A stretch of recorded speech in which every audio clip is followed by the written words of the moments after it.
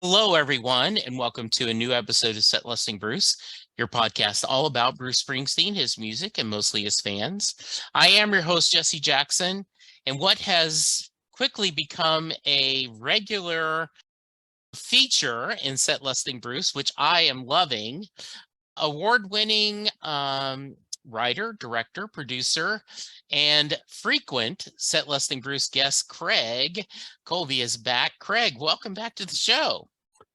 I'm happy to be on the frequent flyer, Bruce Lusting Miles. That is nice. Yes. So originally we were going to have you come on. Because I bought, after the last time we talked, the Kindle version of your book, ripped through it and loved it. I loved your book so much. And in fact, the premise is you've told the story of your life by showing the different caps you've collected over the years. And that's an oversimplification. Yeah, I told stories from my life. Yeah. No, it's pretty good. Yeah. Yeah. And it was funny. It was touching. I shed a few tears and I really loved it. And then you threw a curve and posted an amazing post, that's redundant, on Spring Nuts, because someone was talking about the new set list and the static set list, which I do not like that word. And you said, all right, I'm going to give you what I think Bruce is trying to tell us. And so we switch gears. So I'm still going to have you on talking about the book sometime because I adored the book. But I think this time we're going to give your thoughts on your interpretation of what the story is. And to start, as if you were my expert witness in court, I want you to give my audience your credentials, if that does not sound overly egotistical for you. I think it helps to establish my credibility when it comes to sniffing out what a story is. I'm a television producer, director, and writer. One of my jobs, I've worked in factual television my whole career. One of my jobs is to find all the facts and bits and pieces and find out what the story is. I have a degree in English literature that helps with that as well. And as you've mentioned, I'm the author of my own book. I live in story every day. Finding out what it is, finding out what the message is, all of those things. So after the Detroit show in Spring Nut, somebody said, look, everyone says Bruce is telling a story. Can someone tell me what the story is? So 7:30 in the morning or something like that, I thumb typed out just a sketch of, look, this is what I think he's saying from what I've seen. And I think it's pretty accurate. So I gave a very short synopsis of what I've seen, and a lot of people responded to it. So many people responded to the comment I made that I made it its own post, and there was a lot of reaction. You have generously asked me to come on and talk about that today, since it seems to be a hot topic and some people have some questions about it. So I thought we would go through the Buffalo show, the first show that I went to, which I think seems pretty typical. Most of the shows are pretty typical right now. What we're seeing, and go through it and sniff out the story that I think Bruce is telling us. So I think that is perfect. Let's go through that, and then we'll go through your theory on, it looks like he's doing 2 wild cards a show. Yeah. That Yeah. is just basically for fun. Yeah. So let's do this. Okay.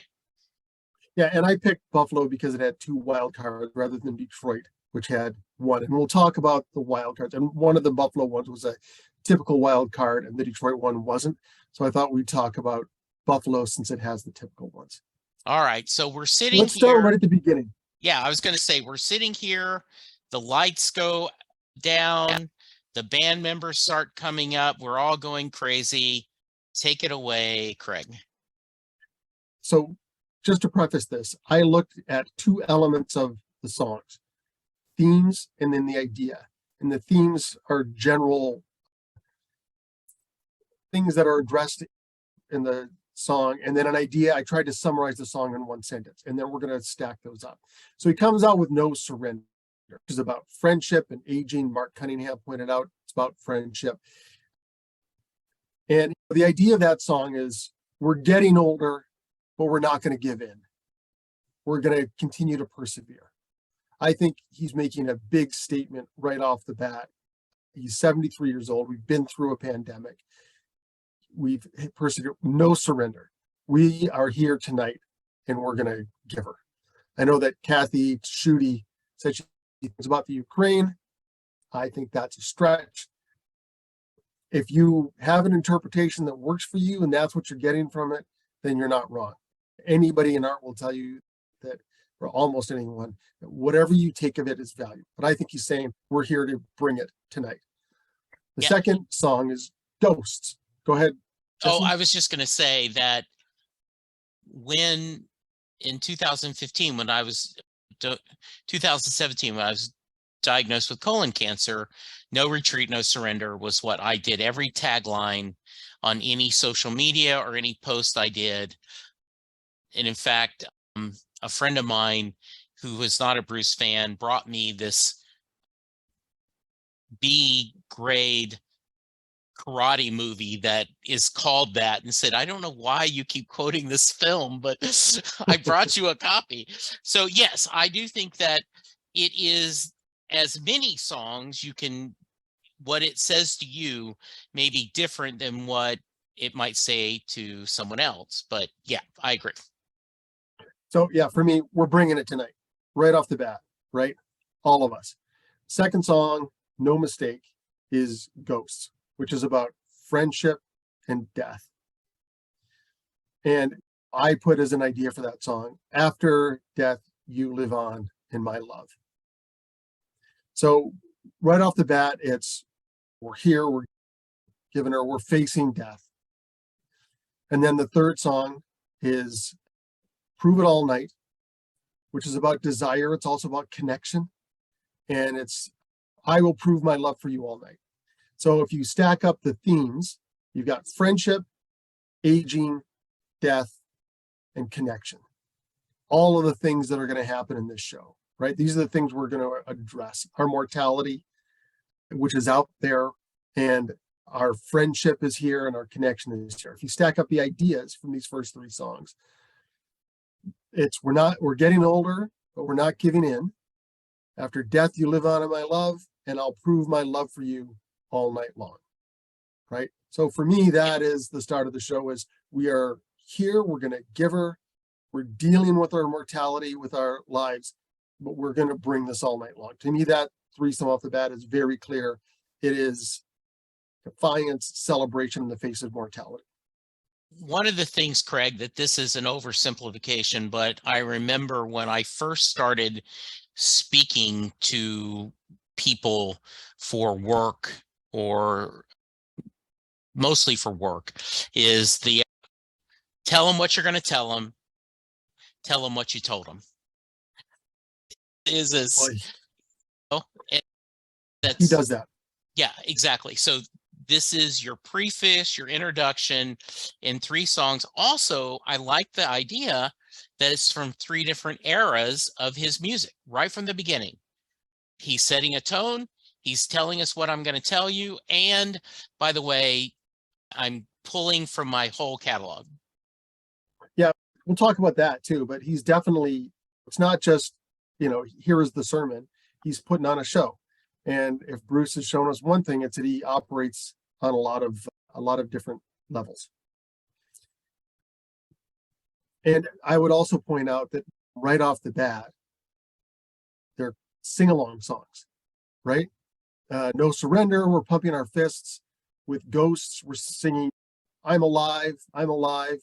And with Prove It All Night, there's a sing-along section of that. So he's already got us involved. So then we go to the next three songs. That first thing, we know he's sent a message. So what's the next thing? Oh, I was also going to mention, tell them what you are going to do, tell them what you did. In expository writing, you have your introduction and it ends with a thesis statement. I think he's given us his thesis statement, which is we are dealing with our mortality, but we are going to be defiant in the face of it tonight. Tonight, we're going to prove it all night. So this next one is Letter to You. It's a song about connection. It's connection to us, right? And I said the idea was my music is my connection to you, right? The next song is The Promised Land, which is about faith and defiance. And the idea is despite hardship, achieve an ideal. And then Out in the Street, which is celebration and fun. And it's right there. You know, the idea is tonight, you're going to have a good time. We're going to have a good time. And I would say the promised land he's talking about in this case is the concert, right? I am connected to you. We are in our promised land. This is where we live our ideal. And tonight, we're going to have a good time. To me, that's what the next three songs say. Okay, good. Does that sound about right to you? Yeah, Jesse? no, that sounds very good. I didn't want to just repeat what you said, so I agree with you. And once again, different times of his life, different things, and I also picture, and I've been lucky enough to go to 3 shows. The energy and it's like when you have a car stuck and when you're manually pushing it, you're getting momentum moving. And I think 6 songs into this, the momentum is starting to roll. Yes. And again, audience participation songs, right? The Promised Land, we're all blow away. We're all singing that together out in the street. We're like we are part of the show at this point. We are all connected us. In a show about connection, that is at least partly about connection, he has connected us already. We're already into it. And he doesn't give us a chance to breathe. Like it's song after song, it's body shot. Max has no rest. It's just going, we are proving it all night. So 6 songs in, to quote Rihanna from Shut Up and Drive, you keep saying that you will, I wish you would. And now I think at this point we're into it. I think we're past the message and I think we're doing the show. And that's, we're into Candy's Room, which is, if you're looking at the theme, it's desire and longing. And the idea would be a woman can have anyone wants me. Now, Tammy Meir Aronson and Lucia Bloshak, I can pronounce that. They took me to task in Candy's Room. I don't have an answer for this one. I don't know why it's here. It could be, I'm just throwing a guess out there. The song is about what we want there is Bruce. I don't feel very confident in that answer. I just think it's a great song for a concert, and whatever reason Bruce has for playing it, it works. I don't necessarily think it's on theme. And then we're also into Kitty's Back. Forget about what the theme is, forget about the messages. This song is about the horn section. This song is about showing off that awesome horn section with a great song, swings like crazy, and everybody has a great time to it. We sing along. To me, that song is just about having a good time. And then we get into Night Shift, which is a couple things. So I'm going to go back. Just, new album. Go ahead. For a go back. I really agree with the guys from None But the Brave, and they are the first person I've heard say this, so I'm sure it's not original, is Kitty's Back gives him a break. That for that period, he doesn't have to play guitar. He doesn't necessarily have to sing. He gets to take a few minutes break. And I don't know if that's deliberate, but I think that's not a bad theory, because he is up on he and Max, right? Like he's there. So they're all there, but I think that's an interesting thing. I know that I've been very vocal. Kitty's Back is not one of my favorite songs. After seeing it live, I adore this song live. It was the song I was looking forward to hearing the most. Since he's added a big horn section, I've always wanted to hear him play that. I love it. Lyrically, it's not really about all that much, but it just sounds so great. So yeah, I love it. And to me, it's a highlight of the show. And again, really shows off everyone in the band. Yeah. Then we get to Night Shift. A couple of things there. Yeah, he's selling a new album. That's never not in there. It is about mortality and reverence, and it's remembering lost and inspiring musicians. So thematically, it fits in there. They've lost members of the band. He's a tribute to someone. Maybe he thinks that he'll be remembered this way, which of course but I think it's on theme. I think mostly it's there because it's a new album and he loves singing it and everybody loves that song. And now we are into the wild card spot. For the Buffalo show, we played Trapped. And Melissa Sander Webster commented that she thought Trapped could be about the pandemic, right? We all felt trapped. That could be, certainly would be fit in thematically. Not something he plays every night, but certainly something we can all relate to. I said to my brother at one point during the concert, I said, this was a theme song towards the end of one of my relationships. And he said, I think a lot of people can relate to this song. So for whatever reason it's in there, it hits thematically, it relates to the time we've been through. Also, it's a great sing-along. So it works on that thing too. It's not every night. Whatever's in the wild card, the land was for New York City. Whatever's in there is in there. And then we got I'm on Fire in Buffalo. I'm not looking for any connections there. It sounded great. We all loved it. It was a drop in energy. I don't know why I did that, but it worked. Yeah. And at this point, we're still in the we're going to have a good time portion of the show. E Street Shuffle. Again, I think it's about the horn section. That machine, you're going to drive it, right? We really want to hear that stuff out there. And again, as you said, it's touching different eras in his career. Nothing else really sounds like that. He gets to conduct the band, like really conduct it. That's fun. And again, Johnny 99, great big sing along. We're all making the train noise, brings the band out. All of that, I believe, is tonight we're going to have a good time. Yeah, I agree. Now we're into a big storytelling thing where you're creating and releasing tension all the time. That's what storytelling is. If you watch Jaws, you'll notice that the lighthearted moments are followed almost immediately by incredibly intense moments. That's one of the reasons that movie works so well. So we've gone through this high energy, feel good, sing along, boom, he brings it down. And if you weren't aware of the theme of mortality before, it's unmistakable now, right? He doesn't hint at it, he tells you, right? We're into Last Man Standing, talks about George Thies, talks about his relationship. He plays this beautiful acoustic song about death and grief. The idea is all my old bandmates are gone except for me. And that leads into Backstreets, which in the past, about betrayal, and he turns it into a song about loss. They're both the same thing, right? It's a big song about loss. It's the theme of that is I miss you. Yes. So full on mortality, no question about that. There's no subtlety there. But I think especially from being so up and dynamic and bringing it down to this, I think it really hits home for a lot of people.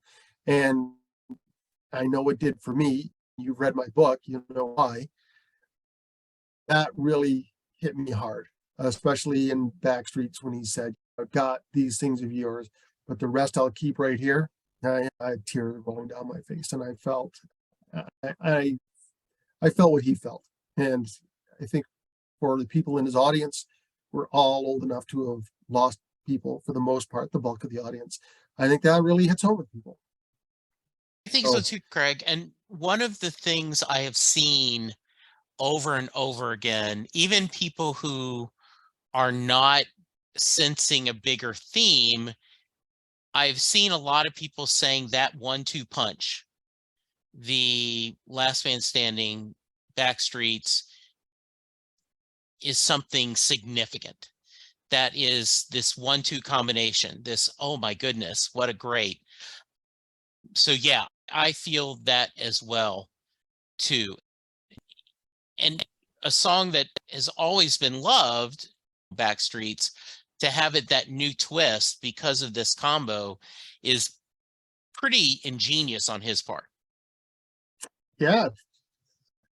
For someone who's listened to that song so many times, it was really interesting. I was moved, but I was also piqued by it. So, yeah. But where he goes after that is pretty interesting too. Goes into Because the Night, which is about desire and immediacy. The night belongs to lovers. The night belongs to us. Right back, we're into embrace the now. We've lost people. We miss them, but this night belongs to us. Right? We're back into the moment of it. And then in She's the One, themes are desire and intimacy. She fills my life, my soul like no one else can. I don't know if this is on theme. It's just a great concert song. It certainly, if it's Because the Night is embrace the now, She's the One is embrace love. That is a message that's coming across in all of this too. I think I might be stretching more on that one, but I feel pretty confident that's part of what's coming across. I agree. And then we're into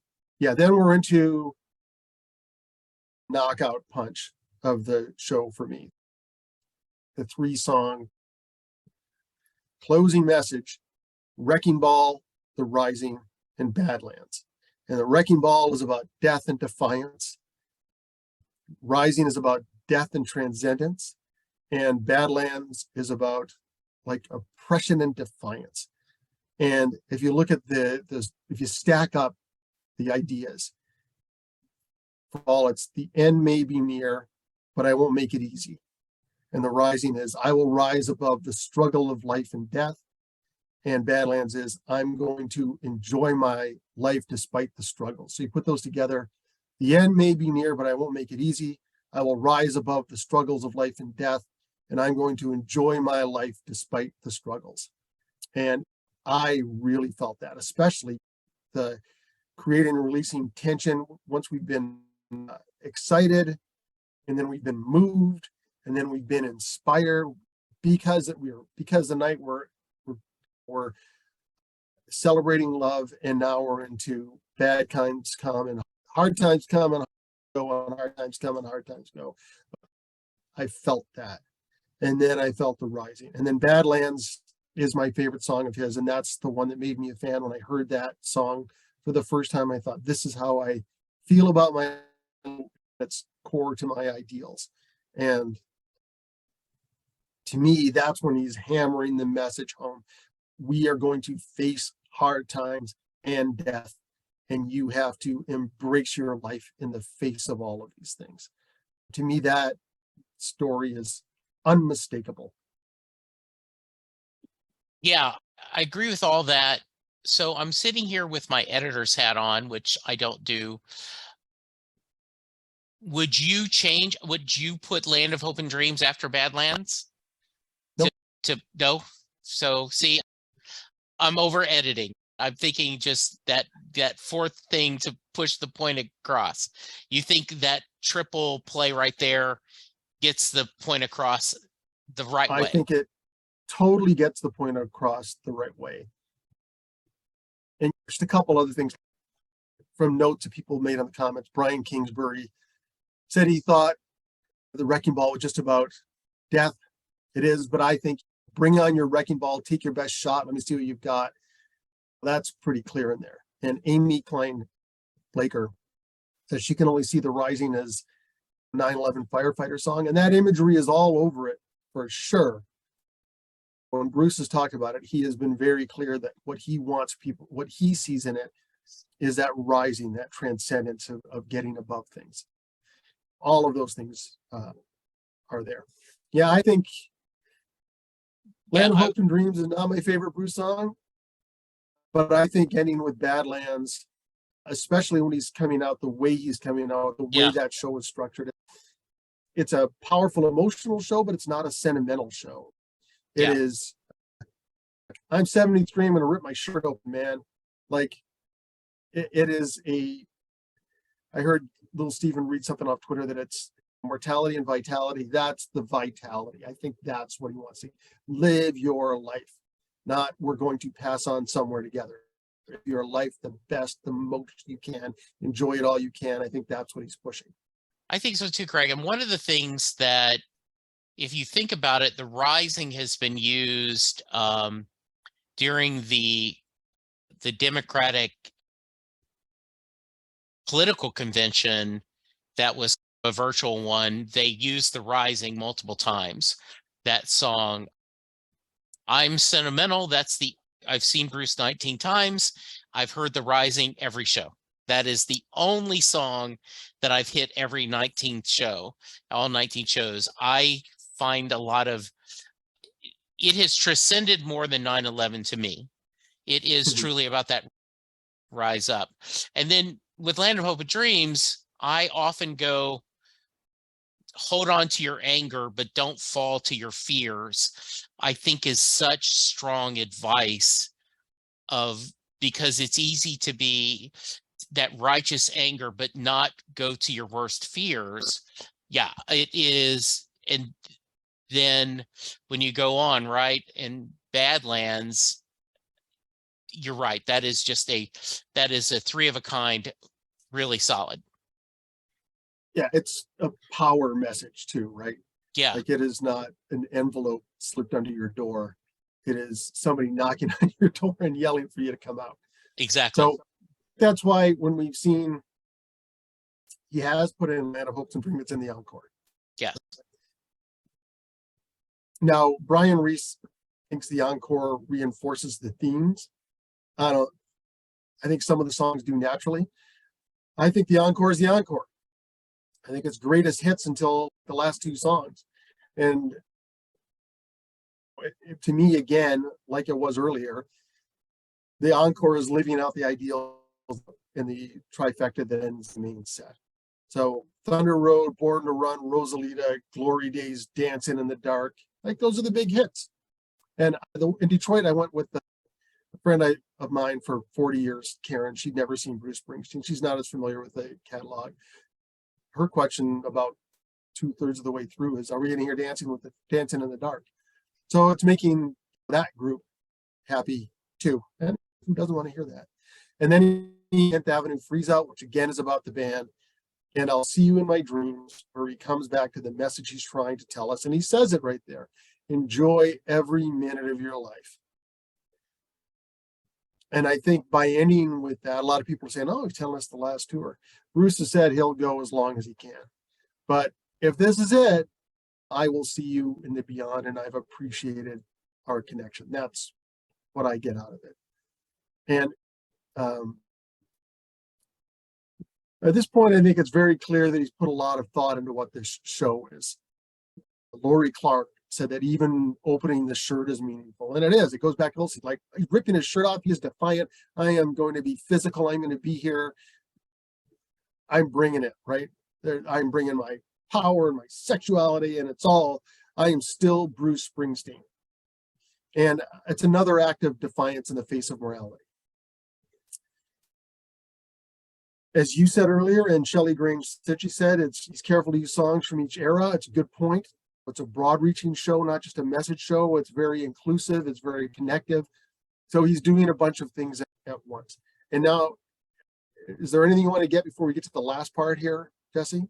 So the only thing I wanted to cover a little bit is I had shared with you this via Messenger that I went to Tulsa, Oklahoma this summer, and at the Woody Guthrie Museum, there was Springsteen Live. It's a traveling exhibit from Monmouth.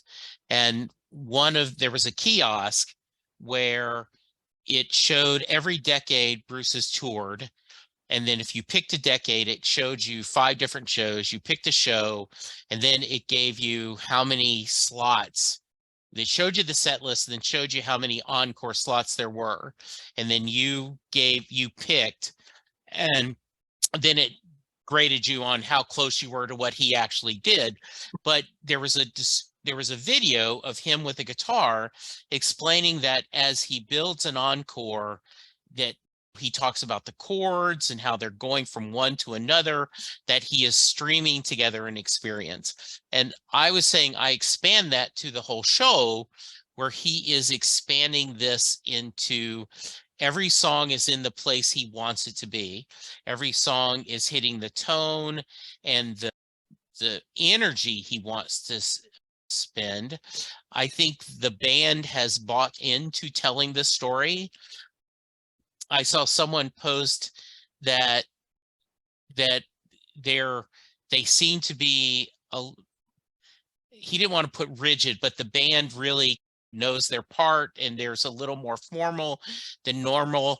I think I would argue that Broadway taught Bruce maybe that he likes telling a more rigid story than he thought he would, versus when he was touring before, that this is something he wants. And then this is an oversimplification, but I've given you a healthy, well-balanced meal, and now the encore is dessert. Let's have fun.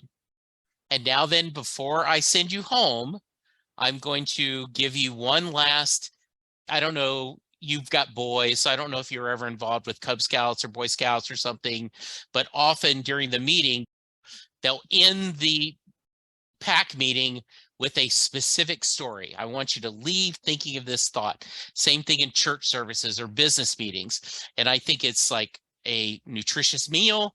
Let's have dessert. And now then, before you go, one last reminder, life is fragile. Life is fleeting. Be good, be kind, and let's do this together. Yeah. He says, live every moment of your life. I think at this point we have to talk about the people who are complaining about the set list. Please do. Yes. Because I think this walks into what this experience is, right? I understand that for a lot of Springsteen fans, part of the fun for them is seeing how many different songs they can hear. They're almost like birders. I used to produce a bird watching column, and there are birders who keep lists of birds they've seen, birds they've dreamed about. One person even kept a list of birds he's eaten. I know that's part of the experience for some people. They like filling their lists. Mike Corbett said he liked looking for deep cuts. He's out there for none but the brave, that deep. And of course, they have the right to their opinion. No one is devaluing their opinion. If that's how you feel, that's how you feel. But I don't think this show was going to be, I want what I want when I want it. It's not skip the dishes. So much of this show was about our connection with Bruce. He's telling us his story. He's sending us a very personal message, something he really wants to share with us. And I think he wants to share it with as many people as possible. I think it's more important than I want to hear Bobby Jean or Secret Garden. We've got all those things. It's a final gift. We're here tonight. I've built this show for us to connect together. It's been a lot of sing-along. We've talked about the problems that we're going to face. I've encouraged you to be, through my music, through our connection, to fight against those things for happiness and enjoy every moment of your life. And he doesn't say it this way, but he might as well have. Enjoy every moment of your life the way you have enjoyed tonight. And that's a gift. I think the people who are worried about the set list anymore are missing the point. And quite frankly, I'm very gratifying to see people say I was worried about the set list before, but now that I've seen it and I've felt it, I'm not worried about that anymore. That's what Mike Corbett said, right? Yeah. I felt it now. And so just to go through all of these things, these ideas that he's given, like, it resonated with me big time, because those ideas that he said, they're basically the same ideas I wrote about in my book. And not that I'm copied from Springsteen, but those similar values that were there. And I think one of the things that unites us all as Springsteen fans is that we do have those similar values. When I met him at the book signing, I met a bunch of Bruce Springsteen fans there who I'm now friends with. And what I discovered that day is that the thing we do have in common is those values and that need or understanding of the importance of that connection. So I think if you don't run through all these ideas and string them together the way that I did, I'm trained for this and built for this. If you don't think it, you're gonna feel it. You're going to feel it. And I And think that's what this show is about, is really going and feeling it together. I was going to exactly say that same thing. When he did VH1 Storytellers right after Devils and Dust, he did that for a couple of songs. And he said, was I thinking about this consciously when I wrote it? Maybe. But was I feeling it? Absolutely. So I do think that is some of this where there is a vision. I have agree with you. I've seen people posting that now that I've gotten it, I enjoy it a little more. And I love how you called it like bird watchers. The idea, I get that if that's your deal,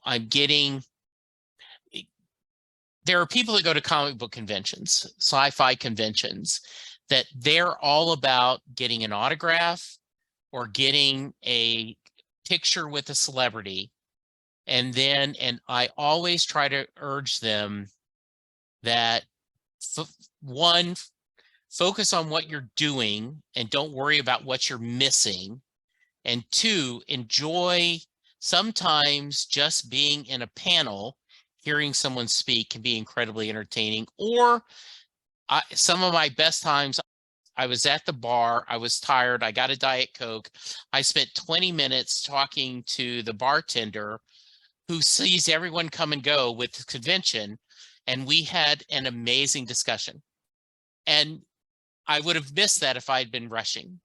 So I guess what I'm saying is sometimes you have to go in there with your mind a little bit wide open, that this is a different experience. And I go back to, that was then, this is now. In the past, he was doing more, maybe a wide open, and hey, let's picking up the signs and doing fun. And I'm very vocal. I was in Houston. There was a sign request for One Step Up. I remember him going, "We do not know this song. You have made your bed, sir." And the band played it. And it was amazing. But that's like trying to say, if you love The Godfather, can you like Caddyshack? Yes, because they're separate things. Yeah, to me, it's very similar to on the Devils and Dust tour. Yeah. It's pretty clear what that tour was. At the show I was at in Toronto, there was one guy walking around to different spots in the arena, clearly trying to make it sound like he was a bunch of people yelling, "Play Jungle Land, play Born to Run." And Bruce told him to be quiet. He didn't use those words, but we all cheered because that's not what this is, right? Yes. He's doing his show, not our show. And quite frankly, I want him to do his show, not your show.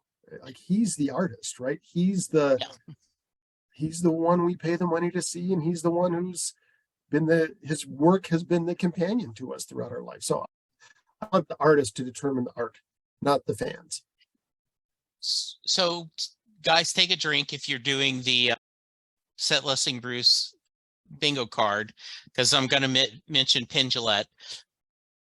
I remember when he and Teller were doing BS, and people would come to him and say, what would be a really good topic for BS? And BS was a skeptical show where he and Teller, with a bunch of writers, explored different things and showed why they were BS. And they would name a topic. And Penn would say, "You're right. That's a really good topic. I'd be interested in watching it. You should go make it."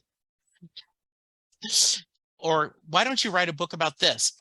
"I agree. That would be a great book. You should go write it." Right? Just don't go to your art, to the creative people, the artist, and go, "Hey, you know what I want? I want this." Okay, then go make that. And you can nowadays, if that's the case. So just you saying that reminded me of that story. And as Sherry Bobbin said in The Simpsons, "I'm not a bleeding jukebox." Yeah, exactly. Yeah. Yeah, and it happens to me all the time as a producer. This would make a good TV show. Oh, maybe. Yeah. So yeah, I don't mean to speak poorly of anybody who wants that. If that's what you want, that's what you want. But I think we should all be appreciative that, Springsteen's fan, this is our guy, and he's presented something really beautiful and powerful and moving. And that's the experience that you're hearing people have pretty much across the board. Even little Steven said they're getting a response like they never have because Bruce has crafted this show for that. This machine is built to do this thing. And if you monkey with it too much, it's not going to do that thing. And I think he wants to get it in front of many people as possible. He's here for 2 shows in Toronto in November. I'm going to both. I'll be interested to see what he does with the set lists when he does back-to-back nights. Honestly, I hope he really doesn't change it much because I'm going with my older brother who I've never seen Springsteen with the first one, and my family of the second ones, and I want them to have that experience.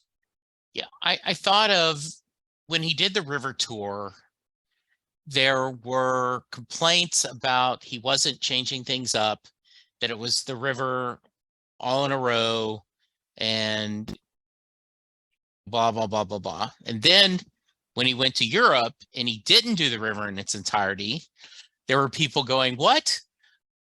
I didn't get a chance to hear the river entirely. Why? I would have gone to the US if I'd known I had the chance, right? It is, and I agree with you that I think people feel the way they feel, and that's their right. My frustration is them not acknowledging to themselves that it's their feelings. I will go back to my buddy Tim says, I love the fact that you say you don't like Jungleland, you admit you're wrong, yet you don't change your opinion. And I go, that's right. I know that I should love Jungleland. It's just an okay song to me. I know I'm wrong. I can't change my feelings. I'm not trying to change anyone else. So I just wish some more people would go, I get it. He's telling a song. I just wish it was more jukebox Springsteen, but I'm wrong in that feelings, and I'm going to enjoy what I'm getting. Go put on, we have plenty of concerts. I must have 8 Springsteen concerts here that he's released. Yeah, Go put on Hyde Park. You'll have a good time. exactly. This was great. Thank you so much. I do want you to just spend a couple minutes promoting the book, and then we'll get you out of here. Okay. Yeah, since there's a little video, I'll put it up. It's called All Caps, Stories That Justify an Outrageous Hat Collection. It won the Canadian Book Club Award for Best Nonfiction Book of 2022. And there's no Springsteen in it. There'll be some in the next book. But I cribbed from Springsteen in that it looks like actually something else. I think about Jackson Cage, great rocking song, but underneath it, there's more going on. So what the book is actually about is the connections between us and what happens when they're broken, potentially damaged. It's about what's most important to you in life. And what I've tried to do with it is, yeah, it is my stories, but they're designed to get you to think about your stories and your own life. And I've heard that from a lot of people. It's a tough trick, but I've heard enough that's what's happening that I think the book is working that way. Yeah, I totally agree. And one, it also gives you on a very superficial, the beginning of the book, Craig explains what all these different books, all these different hats mean and what a strap back or hook or fitted, which I loved. I knew that kind of subconsciously, but I never did. And some people collect magnets or snow globes, and I love the fact that you have all these baseball caps that have helped you to remember stories of your lives. And I devoured the book. I was sad when it was supposed to be sad. I felt your losses. I remember those moments.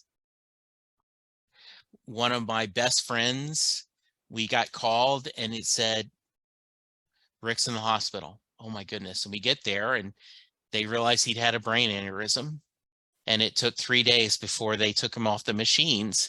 And we were all sitting there just, I can't believe I've gotten a world without Rick. And to this day, I will think about it going, I just wish I could talk to Rick. And you have stories about your friends that you've lost that way.